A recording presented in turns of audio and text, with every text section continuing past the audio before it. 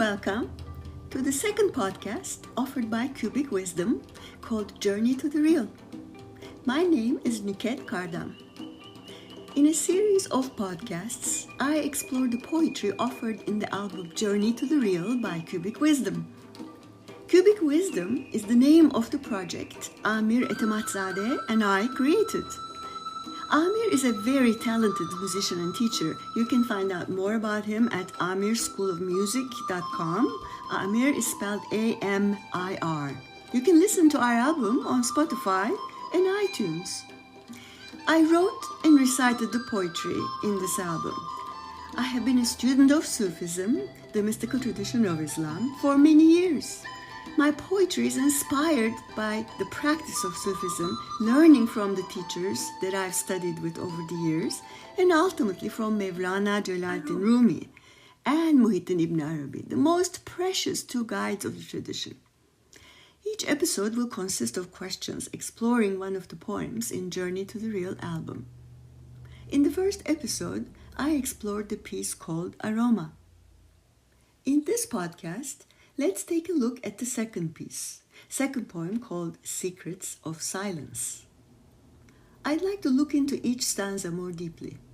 I'll discuss what inspired me to write the lines, the process of composing the poem, the inspirations that come from the spiritual tradition of Sufism, and will suggest some specific practices for you, dear listeners, for deepening your own spiritual quest, your own creativity, with the secrets of silence. So let's listen to Secrets of Silence first. Secrets of Silence. Sitting in my chair in silence, I hear the humming of the heater, the growl of the airplane taking off in the distance.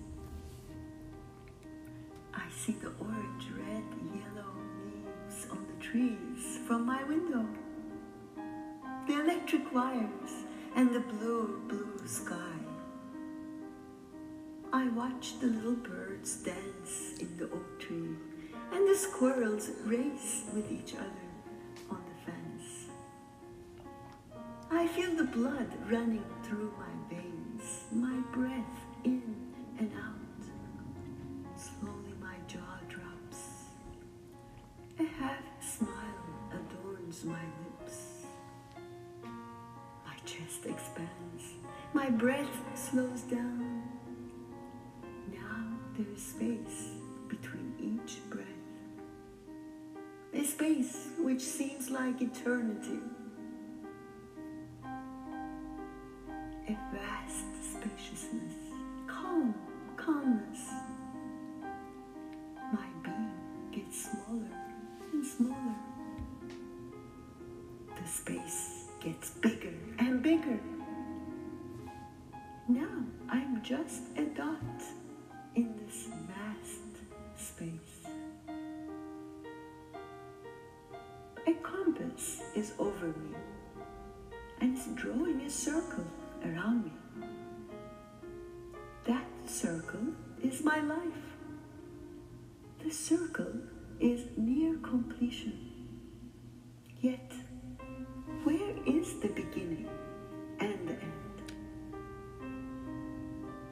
Is there really a beginning and an end? Or is this a universe of timelessness, when time is the turning of the earth around itself, around the sun? The turning of the planets in circles, the dot creating more and more circles, again and again, and yet again, and making music in the silence.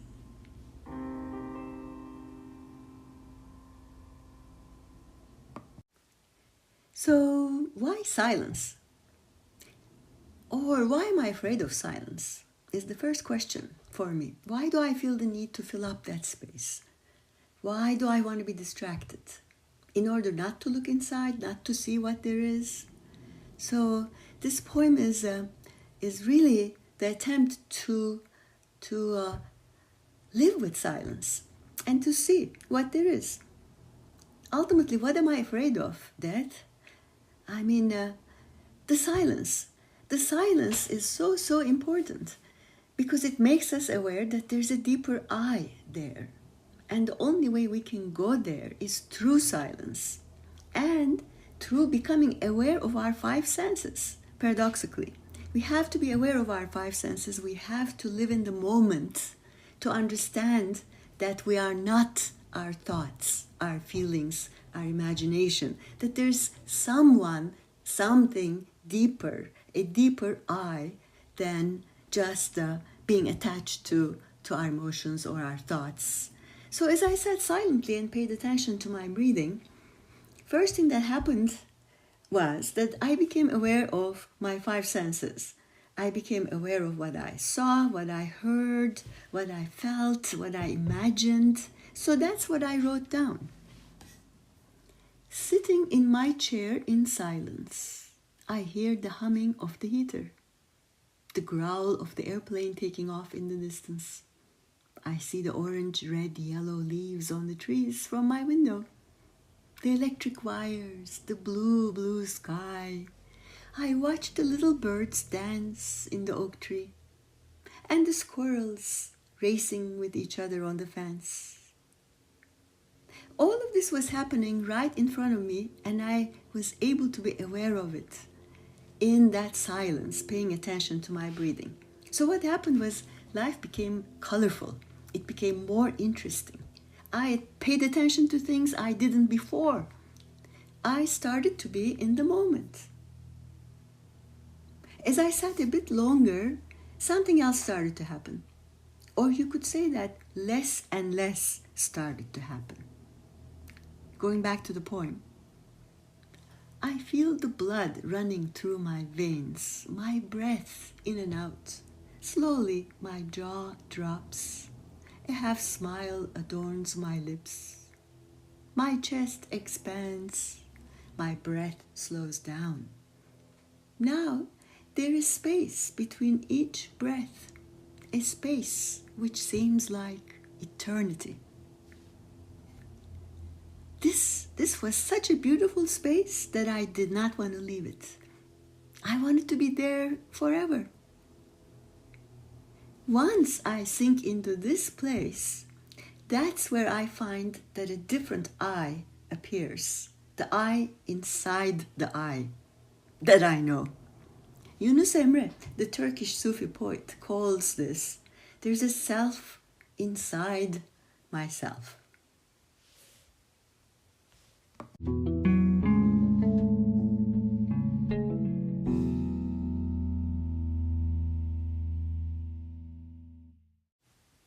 After a while, after sitting for a while, I just had this experience that I wrote down that I'm going to recite first and explore it with you. A vast spaciousness, calmness. My being gets smaller and smaller. The space gets bigger and bigger. Now I'm just a dot in this vast space. This was amazing. This was an amazing experience. My being getting smaller and smaller and becoming a dot in this vast space. I've heard that the goal of the mystic, as it is often expressed by Sufis as well as other mystical traditions, is to drown, to be annihilated within the ineffable abyss of the center point, within that nothing consists of nothing, that is incomprehensible by thought, that is by consciousness. So that dot, that center, that internal witness, the self inside myself, I perceive that as the connection to divinity that's inside all of us. Usually our awareness is so completely taken up with our inner talk that we don't experience ourselves as separate from it. With more awareness, however, we're able to step back from our imaginary conversation and observe it. We can do this. In the same way, we can become more aware of our feelings. We can perhaps catch ourselves getting caught up in irritation or boredom or loneliness. When we're less aware, we're identified with a feeling. I am depressed. I am frustrated. We don't know that it's temporary. We believe it is how we are. But the self, the internal witness, may be something fundamental that unites us as human beings. And it can be accessed through contemplation, meditation, or other inward-looking practices, and it transcends the ego. Many spiritual traditions have claimed that there is more than the world we know through our five senses, although we have to start there. There's something more than our small individual selves. Whether we call it universal consciousness, God, nature, chi, energy, or something else, it doesn't matter. This commonality is demonstrable through the profound mythic and symbolic structures found throughout the world, right?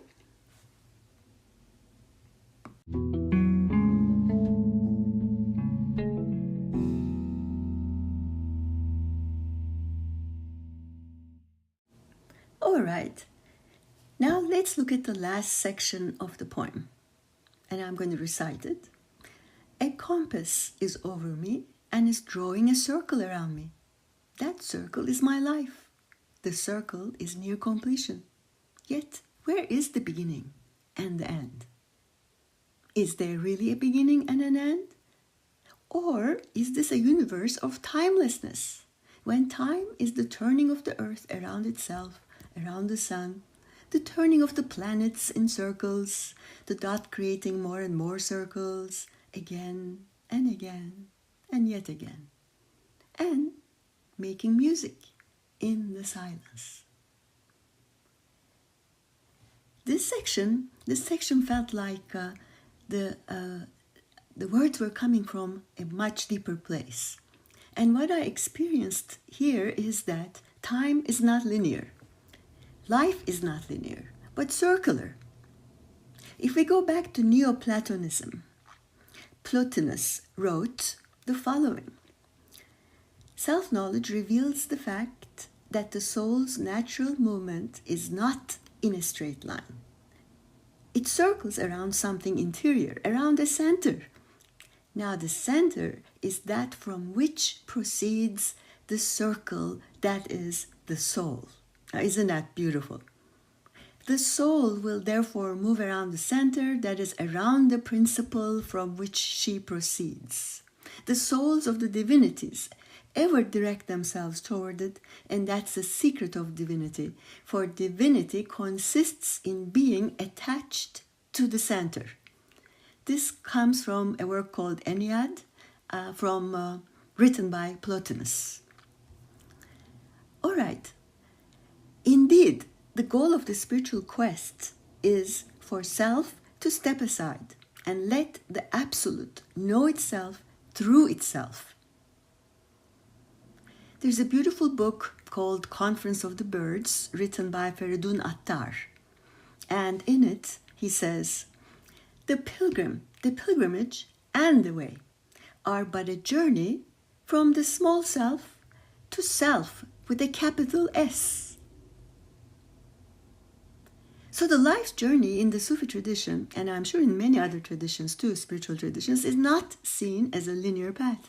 It's rather perceived as a circular journey to return to where we came from, to return to the Creator. In fact, our longing is that return. We long for that return. The circle, rather than a linear path, also is an entirely different concept of time. Turning, to me, is a way of praying, a way of adoration of the Creator. The Mevlevi dervishes turn, the earth turns, the stars, the galaxies. Where is the beginning and end? Is there really a beginning and an end? More circles and circles, the dot creating more circles. And in that turning, in that silence, is music. Music of the spheres, as Pythagoras called it. There is so much more to contemplate, isn't there? But let me leave that for us to ponder, and we might do that perhaps later. And let me turn to some suggested practices of moving deeper into ourselves.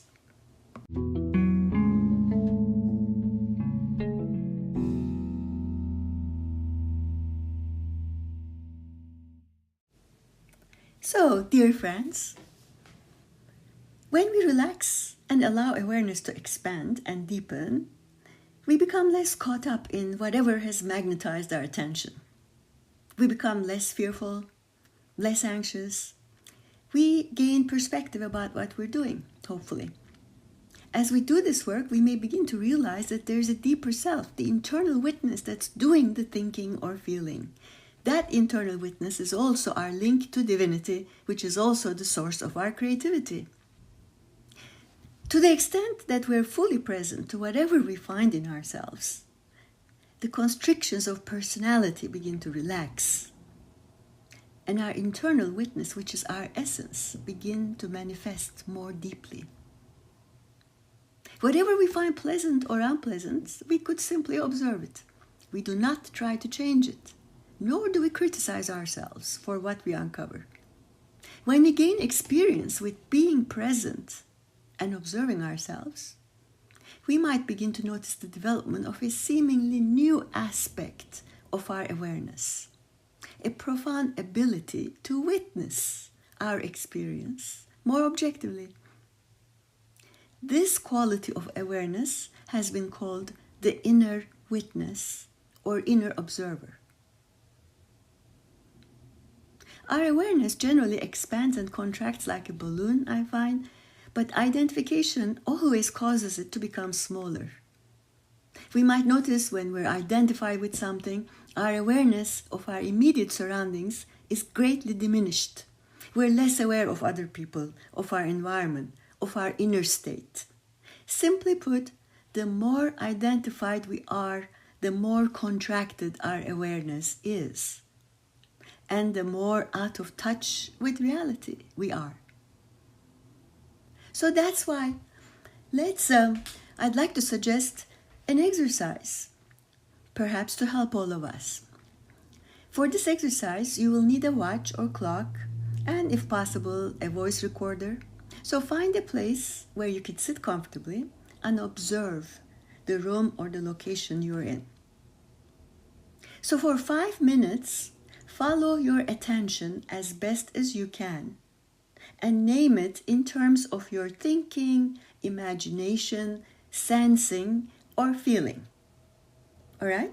So for example, I may notice that I'm looking at the wall. I'm noticing that I'm tensing my right shoulder right now. I'm aware of thinking why I looked at the wall. I'm aware of feeling nervous.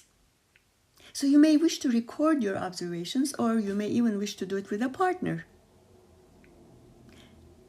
Some other examples. I'm aware that I'm sitting in a chair and feeling my toes on the floor. I'm aware of the growling in my stomach. I'm aware of hearing the clicking of the keys on my computer. I'm aware of the wind on my skin, the wind coming through the window. These are some sensations. You can also be aware of your feelings. I'm aware of feeling, for example, a little sleepy or slightly anxious about dinner preparations for guests who are coming tonight. For thoughts, you might be thinking, I'm aware of thinking about my stepdaughter and her life as a single mother. For imagination, you might say, I'm aware of imagining that I'll be on a boat in a few months. I'm aware of imagining being on the boat and the soft sway of the boat on the water. So the idea is to separate your imagination, your thoughts, your feelings, your sensations, and become aware of them, observe them. When you do that, you might ask yourself the question, which of the 4 functions dominate in your experience? For example, do you focus more on your thoughts, on your sensations, on your feelings? Do certain themes emerge? For the next several days, I might suggest identify functions that you're not used to. For example, if you're not aware of your feelings, practice awareness of your feelings. Begin to deprogram yourself. Why is it important to detach ourselves from our four functions? Why is this practice important? First, detaching doesn't mean ignoring your thoughts or your feelings, but rather observing them, rather than being totally embroiled in them. So, not being invested in your emotions, knowing that you're angry, but that anger should not be obscuring a rational thought process, that you may regret saying some things later. So, for example, that anger will affect my breathing, my heart rate may go up and may block communication with others. If we're continually living in our head, we have a strong awareness of our thoughts, but we may not be aware of our emotions. So we will not pick up on cues about the emotional state of people around us. By noticing my thoughts and feelings, for example, I may know when I'm becoming defensive because someone is critical of me. This awareness may prevent me from making rash remarks, responding angrily, or blaming the other. So if all four functions work harmoniously or in a balanced fashion, this means our physicality, our thoughts, our emotions will form a cohesive whole, and we won't give conflicting signals. And that's great. Moreover, sinking into a deeper sense of awareness means you're now experiencing life from that deeper place. Realizing that you're not your thoughts, your emotions, your feelings, that there's a deeper I, a deeper self. It's not enough to be told or to read about the existence of a deeper self. One must experience this through personal practice, right? There's always the common fear that when we do this kind of work, that becoming more present, more observant, self-aware means sitting, contemplating our navel, or staring at a wall. We have the notion that if we may become spacey, impractical, ineffective, where is that going to lead us? In fact, just the reverse is true. We are more alert. We can observe and participate simultaneously in whatever we're involved. We're more aware of the insights that flow in because we allow them some space. So, this practice really has helped me a lot, and I think it's also helped me write poetry. So see how it works for you.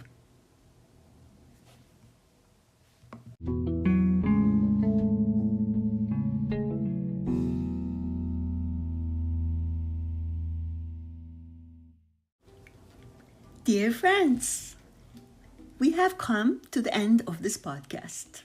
Looking forward to being with you at our next podcast, exploring the third poem called I Am the Tree of Neither Here Nor There, in the album Journey to the Real by Cubic Wisdom. Tree is a deep metaphor in many spiritual traditions. If you like, you can preview it or listen to it on Spotify, Journey to the Real by Cubic Wisdom. Goodbye for now. Be well. Enjoy observing your feelings, thoughts, imaginations, and sensations. And go deeper, knowing that there's more to you than those four functions. Explore that silence. Let it take you to the secrets of silence. Bye, dear friends. Till next time.